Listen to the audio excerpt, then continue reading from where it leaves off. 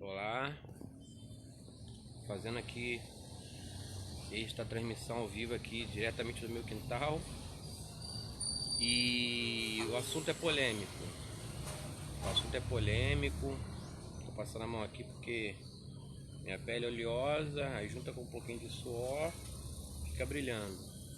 O assunto é muito polêmico, eu não queria entrar nessa polêmica, mas acho que pode ser saudável.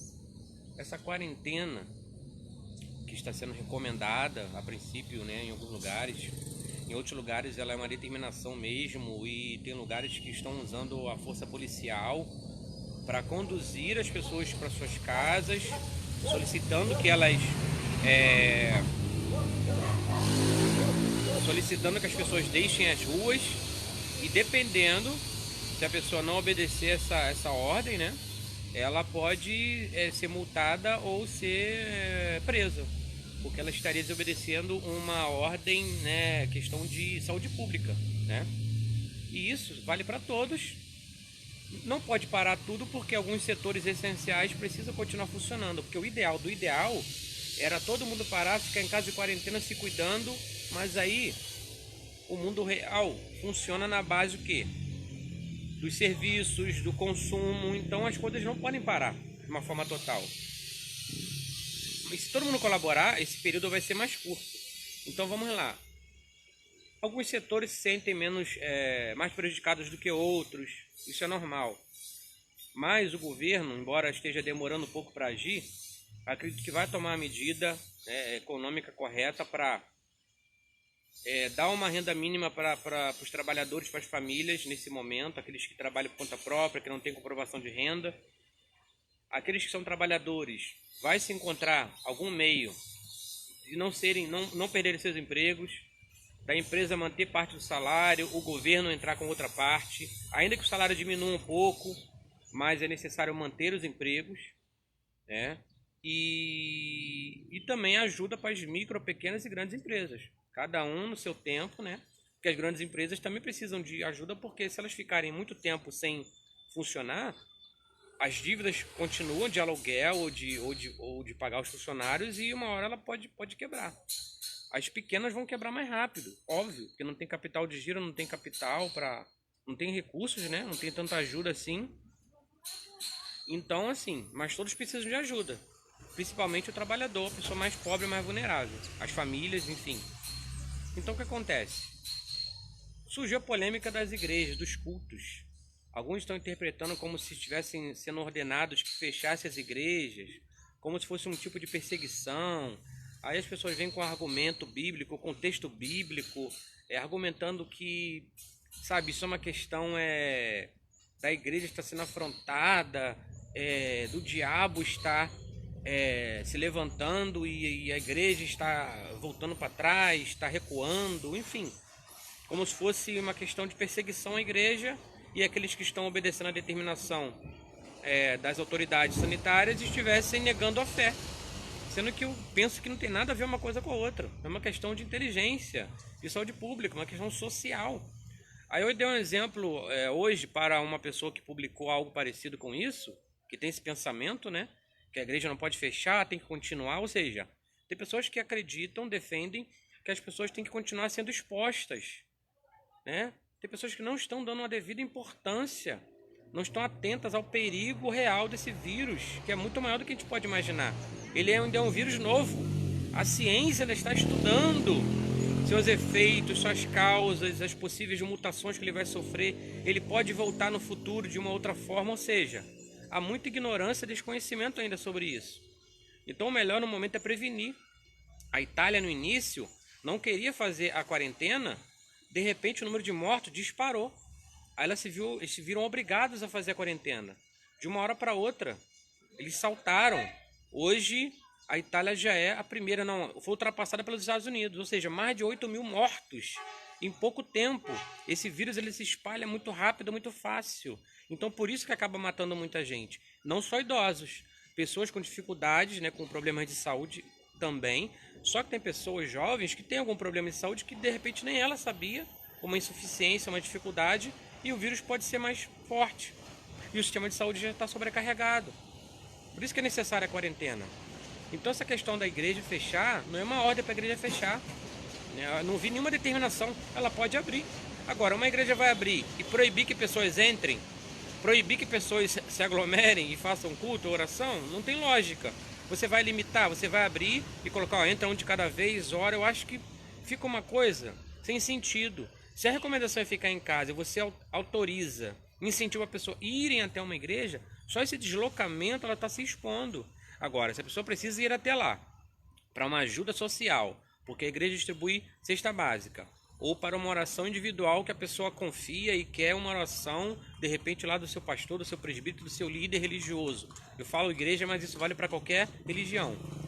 Eu acho que é um direito. Se tiver uma pessoa lá atendendo, não tem, eu acho que não tem problema nenhum. Vai ter que tomar todo o cuidado de sanitário e saúde. Será que compensa? Será que há necessidade disso?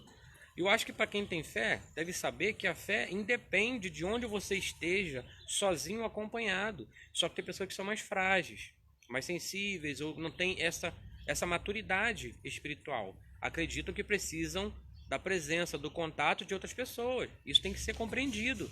Mas nesse momento, o bom senso pela coletividade é que deve falar mais alto. Então eu estou vendo um exagero, disputas, brigas e discussões, debate de pessoas que estão só olhando o seu lado. Não estão procurando conhecimento e informação sobre a necessidade de se fazer a quarentena. Quem pode trabalhar de casa, está trabalhando de casa. E eu acho que é uma tendência daqui para frente mundial. Quando passar essa epidemia, que não volte tudo normal. Eu acredito que o que pode ser feito de casa é mais seguro, é mais prático, é mais rápido, é mais inteligente, é mais econômico, rende mais. Enfim, eu acho que daqui para frente muita coisa vai mudar, né? Quem não entregava, não fazia entrega em domicílio, não fazia delivery, vai começar a fazer. Quem não vendia online vai começar a vender. Porque você evita pessoas na rua transitando, vai evitar atropelamento, acidente de trânsito, você vai evitar tanta coisa. É uma questão lógica, na minha opinião. Acho que é uma tendência. Um amigo meu me disse uma coisa muito interessante, anteontem ou ontem, se não me engano. Me falou que essa pandemia, provavelmente, ela vai mudar paradigmas mundiais. Vai fazer as pessoas refletirem sobre muitas coisas. Eu já vejo uma mudança econômica, uma mudança de postura, uma mudança social, uma mudança de parâmetros, de padrões, de protocolos, seja o que for, para trabalho, para emprego, para transporte. Quanto menos pessoas acumuladas e aglomeradas no mesmo ambiente, é mais seguro. Não só para doenças respiratórias, mas para violência, para tudo. Olha só a poluição sonora a qual eu sou submetido aqui, dificulta um pouco essa minha iniciativa de fazer os vídeos, mas eu vou tentando. Ou seja, o tempo inteiro é necessário a gente refletir, rever nossos conceitos, avaliar nossos posicionamentos, mudar de ideia, mudar de opinião, reconhecer que estávamos equivocados, né? Que uma coisa nova a gente não conhecia, não sabia, a gente passa a conhecer. A gente não pode ignorar isso. A gente não pode ser ignorante de ficar com aquela mesma mentalidade a vida toda. Eu vejo muito isso hoje em dia. A pessoa vê que fez uma escolha errada e a coisa não está dando certo, não está indo para um bom caminho, mas por orgulho ela não admite que se equivocou, para não dar o braço a torcer e dizer, você estava certo. Qual a dificuldade do ser humano fazer isso, cara? É muito difícil. Tem gente que vai morrer, vai levar outros para a morte, mas não vai voltar atrás por orgulho de não, só para não dizer eu estava equivocado, eu era ignorante, eu não sabia, eu não tinha conhecimento, eu me deixei levar pelas emoções. Dá pra gente refletir sobre isso? Eu não quero citar nomes e dar exemplos muito claros, que tem pessoas que se ofendem com tudo. Se eu fosse levar tudo pro pessoal, eu me senti ofendido o tempo inteiro. Por quê? Porque eu tenho uma profissão, professo uma fé, independente de julgamento de pessoas que vão julgar se você frequenta ou não, sabe? Vão julgar teu comportamento, vão julgar tanta coisa. Vão julgar tua ideologia política. Tudo vão julgar.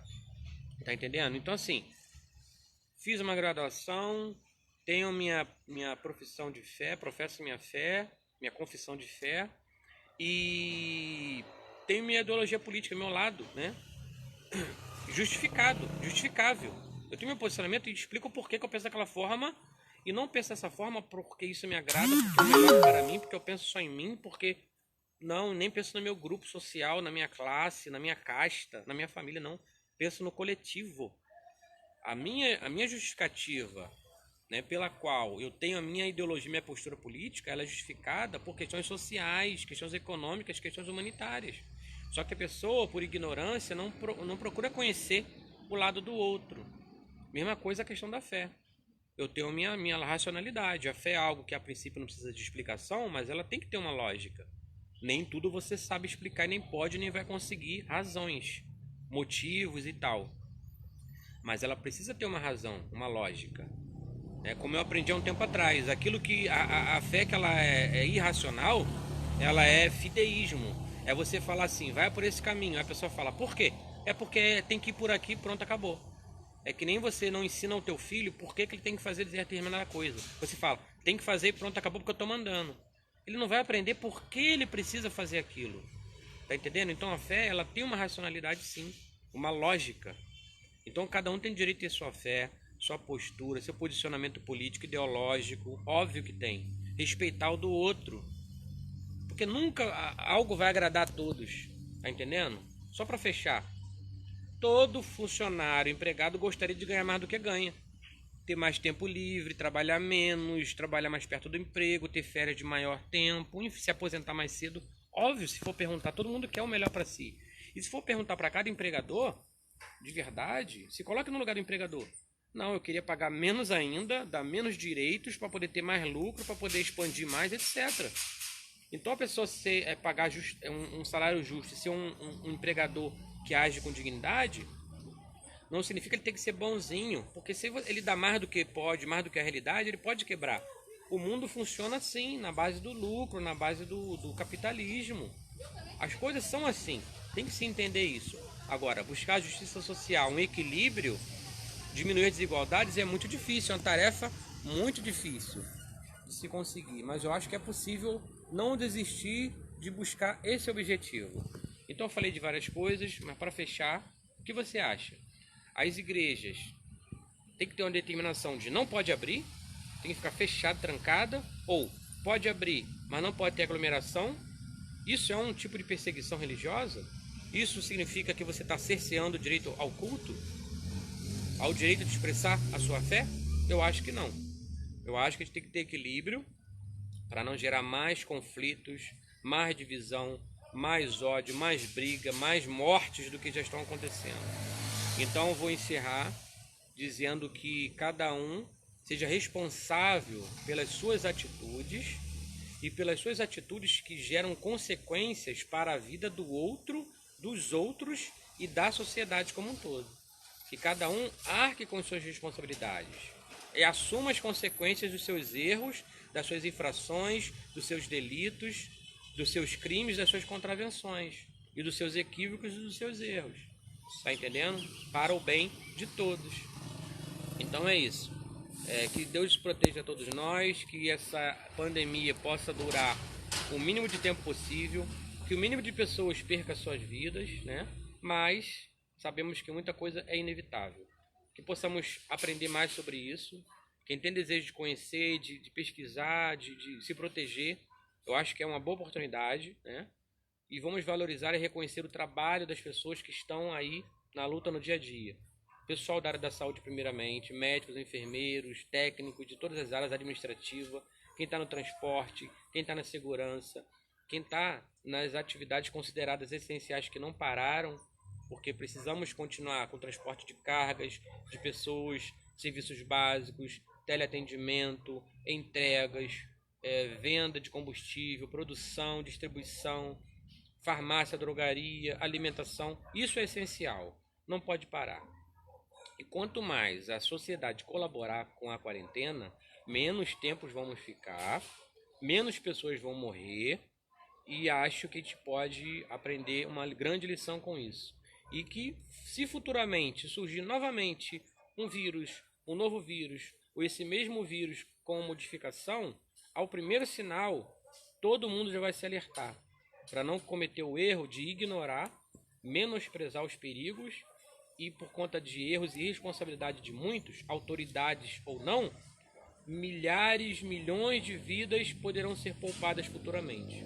Então que venhamos a pensar nisso. Ainda que fossem só os idosos, e os idosos são seres humanos, são vidas que precisam ser preservadas, respeitadas, porque tem família ou mesmo não tendo família. Tem que ter direito à dignidade, à saúde e à sua vida, independente da situação que se encontra ou da idade que tenham. Quanto mais vida a pessoa tiver, eu acredito que ela pode contemplar por mais tempo, mesmo com dificuldade, com alguma doença que não tem cura, com limitações. Acho que o direito à vida é o direito essencial e ninguém pode menosprezar isso. Ninguém deve desvalorizar a vida de alguém porque é mais velho, porque é pobre, porque é preto, porque é mulher, porque é homossexual, porque é cristão, porque é muçulmano, porque é espírita, porque é ateu. Eu acho que porque é pobre, porque é rico. Então acho que é um momento que a humanidade deve refletir para que sejamos verdadeiramente humanos e racionais. Eu agradeço aí pela atenção e aceito opiniões, sugestões, críticas. Só peço aquilo que eu procuro também não fazer: ofensas, agressão, desrespeito, porque quando a gente parte para isso, a nossa civilidade já foi perdida. Aí vem a barbárie, né? Vem a pessoa que se comporta como um verdadeiro, nem animal diria, porque animais têm sua lógica, muitas vezes sua ética, seu comportamento, que faz sentido, né? Porque eles precisam sobreviver e às vezes apenas pela sobrevivência, disputa de território ou pela questão da procriação é que eventualmente eles são agressivos, mas é natural. Agora o ser humano, com a capacidade de raciocinar, de pensar no que é certo, o que é errado, o que tem consequência e o que não tem, eu acho que a gente tem que usar mais a razão. E quem tem mais dificuldade de usar a razão, de ser lógico, de ser moderado e controlado, que pare para refletir, se for o caso procure ajuda. Eu sei que é muito difícil, eu sou uma pessoa também temperamental e tenho aprendido a me controlar, me moderar, porque às vezes a gente tem até boa intenção, mas a gente acaba se exaltando muitas vezes, errando, pecando, e tem coisas que não tem volta ou ficam mais difíceis, né, de serem consertadas.